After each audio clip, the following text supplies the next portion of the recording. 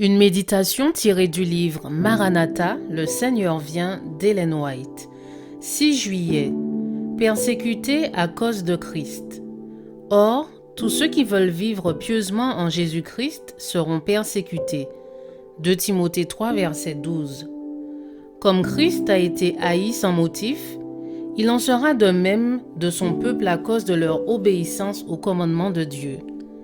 Si celui qui est pur, saint et immaculé, celui qui fit le bien et seulement le bien dans notre monde, fut traité comme le criminel le plus abject et condamné à mort, ses disciples ne peuvent espérer un traitement différent pour aussi irrépréhensible que soit leur vie et impeccable leur caractère. Les décrets humains, les lois inventées par les agents sataniques sous le prétexte de fomenter le bien et de restreindre le mal, seront exaltés, tandis que les 5 commandements de Dieu seront piétinés et méprisés.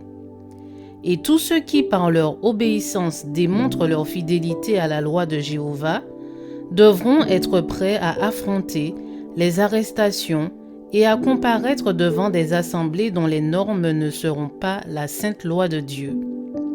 Ceux qui vivront dans les derniers jours de l'histoire de cette terre sauront ce que signifie d'être persécutés pour la vérité. Dans les tribunaux, c'est l'injustice qui prévaudra.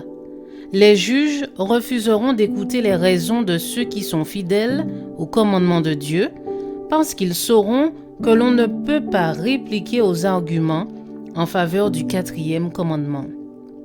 Ils répondront : « Nous avons une loi, et selon notre loi, il doit mourir. » La loi de Dieu n'a aucune valeur à leurs yeux.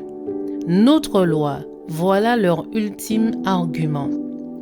Ceux qui respecteront cette loi humaine seront favorisés, mais ceux qui refuseront de s'incliner devant le sabbat idolâtre ne recevront aucune marque de sympathie. En été, la différence entre un arbre à feuilles persistantes et un arbre à feuilles caduques n'est pas sensible. Mais quand viennent les frimas, l'un reste vert et l'autre se dépouille de son feuillage. Ainsi, les faux chrétiens peuvent maintenant ne pas se distinguer des vrais, mais le temps est juste devant nous où la différence éclatera. Que l'opposition, le fanatisme et l'intolérance s'élèvent, que les feux de la persécution se rallument, aussitôt les malaffermis et les hypocrites abandonneront la foi, tandis que le vrai chrétien demeurera ferme comme un rocher, la foi plus forte et l'espérance plus radieuse qu'au jour de la prospérité. Je vous souhaite une excellente journée, que Dieu vous bénisse.